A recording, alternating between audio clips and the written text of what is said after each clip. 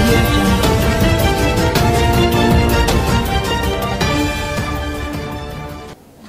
మళ్ళీ next cinema మొదలు పెట్టడమో మళ్ళీ ప్రెషర్ మొదలవుతుంది. అది సహజం, అది basic. But we are real very happy. ఎందుకంటే ఒక జెన్యూన్గా కథ చెప్పాలి అంటే ఏ రకమైనటువంటి ఒత్తిడికి లోను కాకుండా చెప్పే ప్రయత్నం చేసాం బేసిక్గా. ఎందుకంటే ఈ రోజున కాదు, లాస్ట్ 1-2 years నుంచి ఐఎమ్ సీయింగ్ దట్.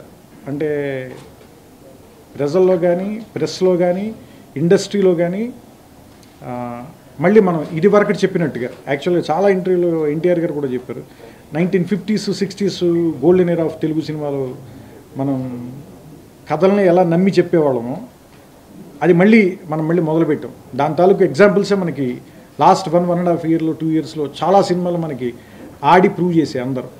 సో ఇప్పుడు ఈరోజు కూడా అసలు రివ్యూస్ కానీ ట్విట్టర్లో కానీ ఫేస్బుక్లో కానీ మామూలుగా రివ్యూస్ కానీ అందరూ కూడా ఎందుకు అంత ఎప్రిషియేట్ చేస్తున్నారు, జెన్యూన్గా ఉంటే ఎప్రిషియేట్ చేస్తున్నారు. If you're genuine they are appreciating you. అంటే నాకంత ఎక్స్పెక్టేషన్స్ ఏముంటాయి బేసిక్గా. నిజంగా చెప్పాలంటే వితౌట్ ఎనీ ఎక్స్పెక్టేషన్సే ఉన్నాం. పెద్ద వాళ్ళు ఏ రకమైన ఎక్స్పెక్టేషన్స్ లేకుండా ఉన్నాం. బాగుంది అంటారనే ఉద్దేశంతో ఉన్నాం అంతే.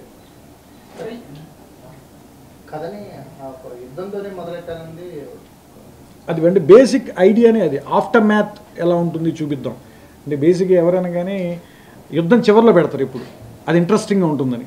అంటే దాని దాకా ఒక టెంపో క్రియేట్ చేయొచ్చు, చివరి దాకా పట్టుకెళ్ళచ్చు, దాంతో పూర్తి చేస్తే బాగుంటుందని నమ్ముతారు కదా. అలా కాకుండా దాని తర్వాత ఏం కథ ఉంటుంది అది చెప్దాం అనేది ఫస్ట్ బేసిక్ మమ్మల్ని ఎక్సైట్ చేసిన ఐడియానే అది. ఇప్పుడు జనం అందరికీ అది నచ్చటం అనేది కొంచెం రిస్క్ తీసుకున్నాం. ఆ గట్స్కి అదే చెప్తున్నాను. అందుకనే ఎన్టీఆర్కి నేను థ్యాంక్స్ చెప్పాలి. ఎందుకంటే మొదటి రోజు విన్న దగ్గర నుంచి దాని మీద వెనక్కి తిరగల.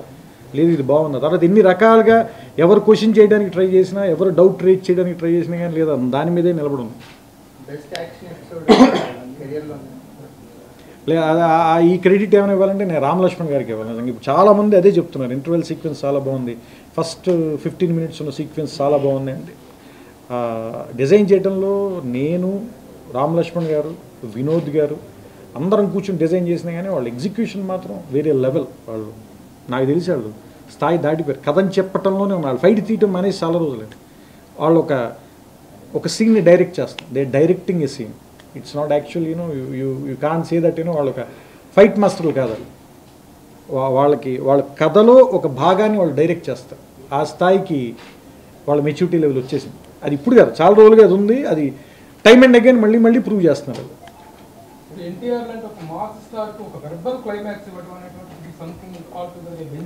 లేదు, ఖచ్చితంగా కాన్ఫ్లిక్ట్ బాగా పట్టారు. ఇది మీరు ఏంటంటే యాక్చువల్గా చెప్పాలంటే మేము ముందు ఒక యాక్షన్ క్లైమాక్స్ అనుకుని దాన్ని డిజైన్ చేసేసి తర్వాత మళ్ళీ దాన్ని రీథింక్ చేద్దామని మళ్ళీ కూర్చుని మాట్లాడుకున్న తర్వాత ఫస్ట్ దాన్ని వద్దని చెప్పింది ఎవరంటే ఫైట్ మాస్టర్లు. ఫైట్ వద్దని చెప్పింది వాళ్ళే.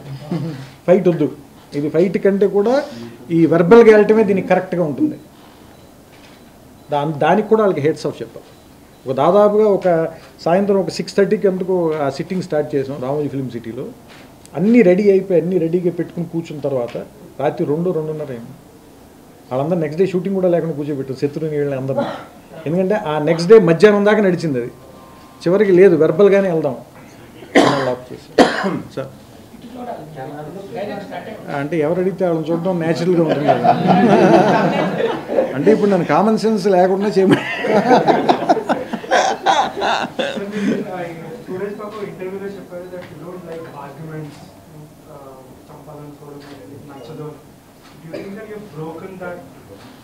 ఇందులో ఆర్గ్యుమెంట్ లేదు, మీరు అబ్జర్వ్ చేయండి.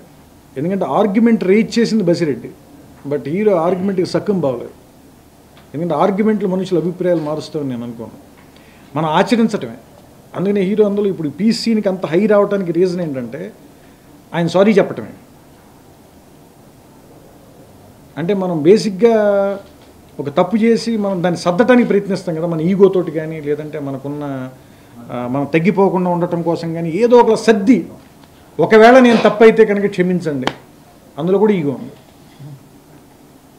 అన్కండిషనల్గా అపాలజీ చెప్పడం, దాన్ని నమ్మి చేసాం బేసిక్.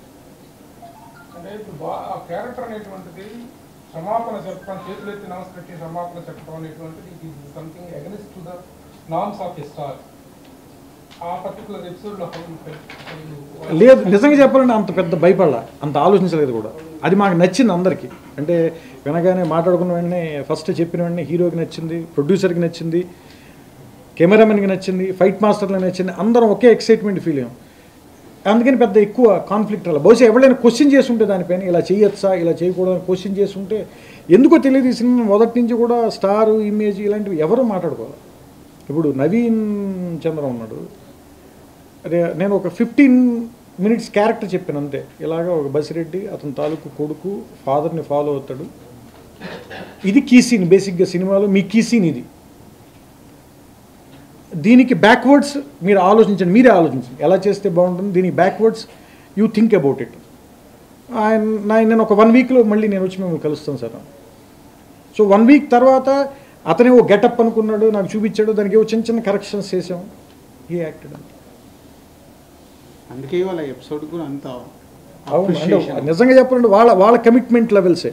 ఇప్పుడు శత్రు ఉన్నాడు, శత్రు ఒరిస్సా సైడ్ నుంచి వచ్చినాడు, ఉత్తరాంధ్ర ప్రాంతం నుంచి వచ్చినాడు. అసలు పూర్తిగా దానికి సంబంధం లేని యాక్సెంట్ ఇటు సైడ్.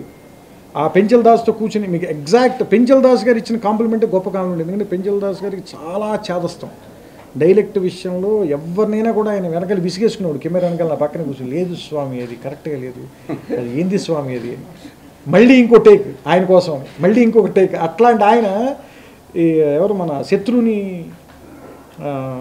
యాక్సెంట్ చూసి అతను ప్రాక్టీస్ చేసి మాట్లాడిన తర్వాత చూసి చాలా అప్రిషియేట్ చేశారు. నాకు తెలిసి అదే పెద్ద కాంప్లిమెంట్. ఎందుకంటే ఆయన ఫస్ట్ ఆడియన్స్ కదా, అక్కడ కూర్చొని మానిటర్ దగ్గర కూర్చొని ఫస్ట్ ఆడియన్స్. మామూలుగా స్టార్కి చాలా ఫ్యాక్షన్ సినిమాలు వచ్చినాయి రాయలసీమ బ్యాక్డ్రాప్లో, కానీ ఏ హీరో కూడా ఏ ప్రీవియస్ ఫిలిమ్స్లో కూడా రాయలసీమ యాక్సెంట్ వాడలేదు. అదంటే అది మమ్మల్ని ఎగ్జైట్ చేసిన అంశాల్లో అది కూడా ఒక అంశం. అంటే కొంచెం వీళ్ళున్నంత అంటే మనం ఇప్పుడు అనుకోవడమే కానీ ఎందుకు ఆచరించాం, ఆచరించొద్దాం. తగిన దెబ్బల కంటే పెద్ద దెబ్బలు ఎందుకు.